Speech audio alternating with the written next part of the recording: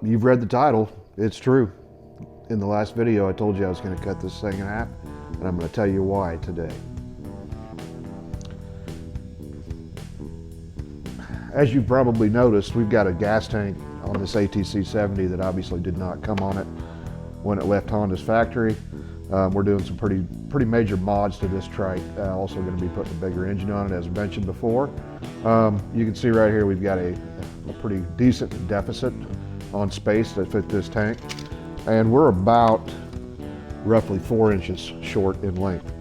So we've got the tank positioned to where the forks are not going to contact the tank when they're at full lock. So this is essentially where the tank's going to need to be sitting, but clearly it won't fit. So let me get this set up, and then we're going to go right into cutting this baby in half.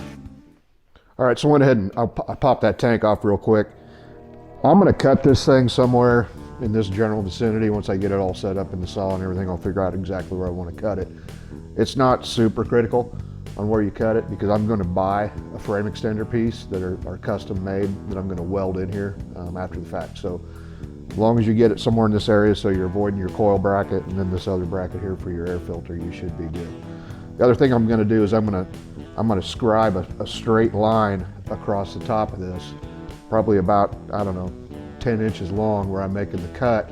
So that way when I go to put this back together, I'll be able to line that scribed line up on the front and the back to make sure that my head tube is still squared up to the frame.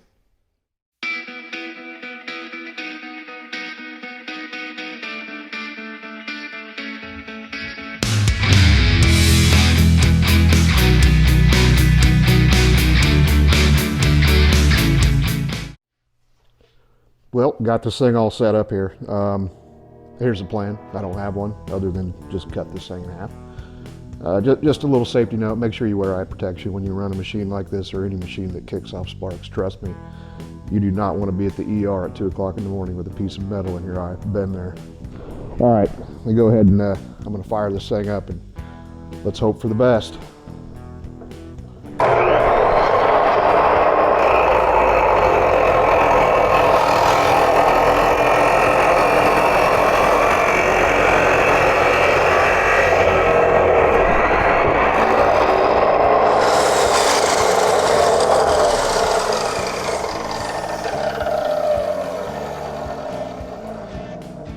Well, I hate to say this, but there's no turning back now. Let me go ahead and get this thing out of the machine here, and we'll talk a little bit more. Well, as you can see, it's in 2 pieces now. So what I'm going to do next is I want to go ahead and mock this up with what I believe to be, I need a 4-inch extension, but before I order the actual part, because they are made in specific lengths, I'm going to take this small piece of angle iron and tack it up over here with my welder and essentially simulate that 4-inch extension, and then go ahead and retest it everything one last time to make sure that we picked up that clearance we were looking for. So let me go ahead and knock that out real quick, and then we'll come back and finish this up.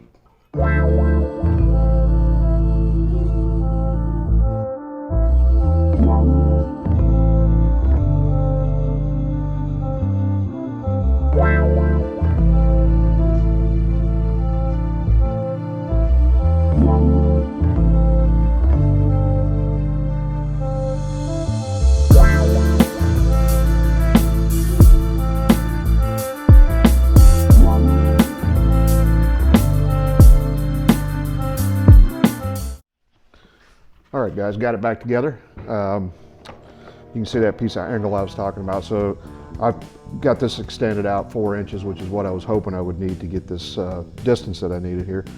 Again, this is just temporary. Calm down, calm down. I wanted to make sure that 4 inches was the right measurement before I actually ordered the part. I am getting a little bit of interference with this angle trying to put the tank on, but it does give me what I needed. That's what I was after. So as you can see, we've got plenty of clearance up front, and we're coming right up on the front edge of the rear fenders, which is what we were looking for. So I'm going to call that a success and go ahead and wrap this up. Go ahead and please click all those little buttons down below. I really appreciate it. And until the next time, thanks for watching.